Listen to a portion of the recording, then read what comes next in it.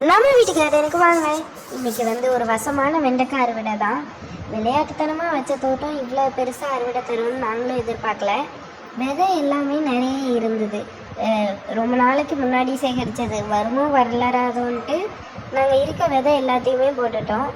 அது எல்லாமே முளைச்சி வந்துட்டு நாங்கள் ஒரு பெரிய மிஸ்டேக் பண்ணிட்டோம். என்னென்னா எல்லா விதையும் பக்கத்தில் ஊனிட்டோம். அது செடியால் ஒழுங்காக வளரவும் முடியல, பறந்து விரிஞ்சு வளரவே முடியல, எல்லாம் இடிச்சுக்கிட்டு தான் நின்றுச்சு.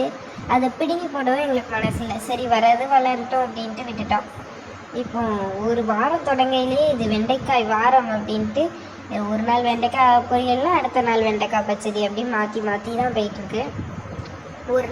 ஒரு வாரம் நல்ல சிவப்பு வெண்டைக்காய் வந்துச்சுன்னா அடுத்த வாரம் பச்சை வெண்டைக்காய் வருது. ரெண்டுமே நம்ம மாற்றி தான் போட்டிருக்கிறோம். ஒரு பாத்தி ஃபுல்லும் சிவப்பு வெண்டைக்காய், அடுத்து பச்சை வெண்டைக்காய், சிவப்பு வெண்டைக்காய், பச்சை வெண்டைக்காய் 4 பாத்தி போட்டிருக்கோம். நம்ம இவ்வளோ அறுவடை பண்ணதை விட சந்தோஷம் என்னென்னா இதில் நாங்கள் எந்த ஒரு உரமுமே பயன்படுத்தவே இல்லை.